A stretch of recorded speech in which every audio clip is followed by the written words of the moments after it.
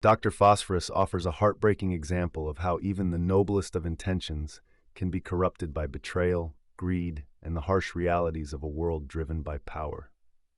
Alexander Sartorius, the man who would eventually become the radioactive villain known as Dr. Phosphorus, was once a hopeful scientist determined to cure cancer. However, his journey from a well-meaning researcher to a ruthless criminal mastermind highlights the devastating consequences of a society that values profit over human life. Sartorius's descent into villainy is a story of moral decay, driven by a combination of personal tragedy, broken ideals, and the ruthless actions of those in power. At the heart of Sartorius's story is his deep desire to cure cancer, a disease that had already taken the lives of many, including his loved ones. As a scientist, Sartorius was passionate about finding a cure using cutting-edge technology, in this case, nuclear fusion. They're not good people, but a nuclear fusion treatment that destroys cancer forever without harming the patient? With a treatment like that, my father might still be alive. Your mother. However, despite his innovative work, Sartorius found himself caught in a world where his noble intentions were of little value unless he could secure significant funding for his research. The reality of scientific progress often requires resources, and in Sartorius's case, those resources were not easily obtained through conventional means. In an ideal world, Sartorius's research would have been supported by large pharmaceutical companies eager to fund a cure for cancer, a disease that afflicts millions. However, his story subtly hints at the darker truth. The pharmaceutical industry, driven by profit, has little interest in curing diseases that can be treated with costly, ongoing therapies. There is an implication that big pharma would rather keep people in a cycle of treatment rather than offer a permanent solution that would eliminate their need for treatment altogether. As the old saying for big pharma goes, why sell a one-time cure when we can sell a lifetime of treatments? What is it, the cure for cancer? Muscular dystrophy. Have Swan find a way to slow it to a crawl, turn it into a lifetime treatment program. That's why I'm doing this. I can't continue my research without their funding. This systemic issue, where profit outweighs the well-being of humanity, sets the stage for Sartorius's tragic decision. Desperate for funding, Sartorius turns to Rupert Thorne, a notorious mob boss with the power and resources to support his research. While Thorne's offer might seem like a lifeline for Sartorius's work, it is also a deal with the devil. Thorne, however, does not care about curing cancer. He sees Sartorius's research as a means to an end, a tool that can be used for his own criminal purposes with his partners in Betrayal. Despite Sartorius's moral objections, he agrees to work with Thorne, hoping that the end would justify the means. Sartorius even goes so far as to refuse collaboration with Betrayal, a fascist regime that would use the technology for nefarious purposes.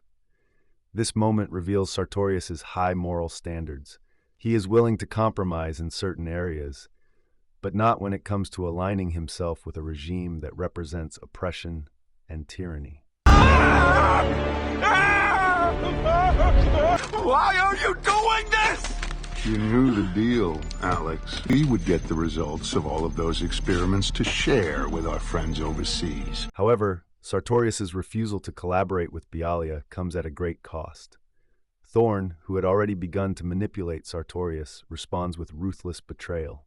He has Sartorius's family killed, framing the scientist for his own crimes.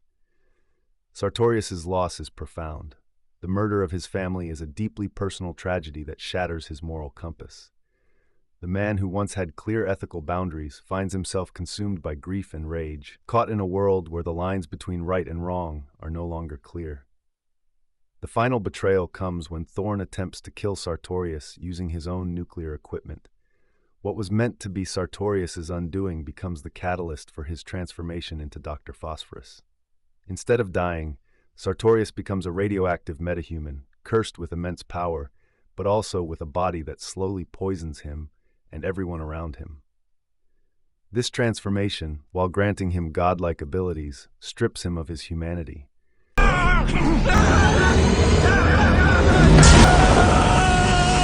Say hi to your wife.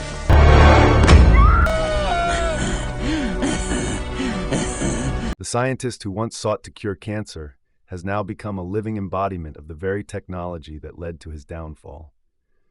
His descent into villainy is marked by the loss of his original purpose and the complete abandonment of the morals that once guided his actions. As Dr. Phosphorus, Sartorius is no longer the well-intentioned scientist who sought to heal the world. He becomes a vengeful figure, bent on destroying those who betrayed him. The pain of losing his family, combined with the corruption he experienced in the pursuit of his work, leads him to embrace a life of crime and power. His moral decay is complete. The very ideals he once held dear, the desire to cure cancer, to help others, are replaced with an insatiable thirst for revenge and control. Dr. Phosphorus's transformation is not just physical, but also spiritual. This is shown in how he kills Thorn, his wife, and his 2 children. As he stated, it looks like he is smiling, but he is not. Who wants to shake hands with a skeleton?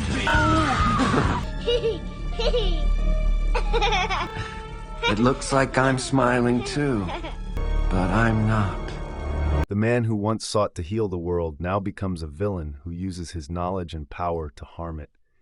After that, he takes over Thorn's criminal empire and truly becomes a mere shadow of what he once was.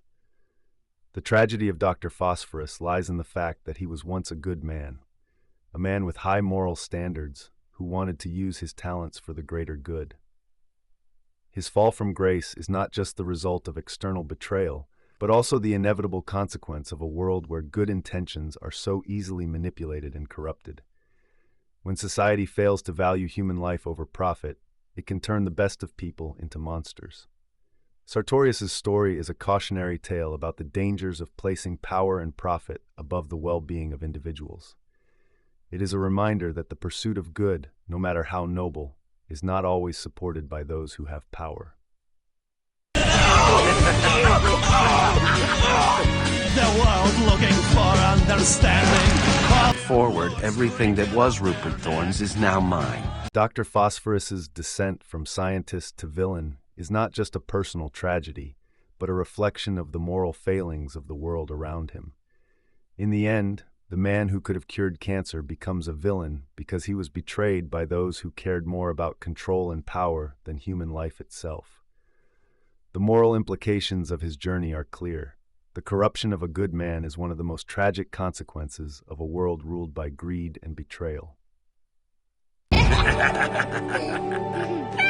Daddy! Faster! Rupert Thorne was found dead today, along with his wife and 2 children.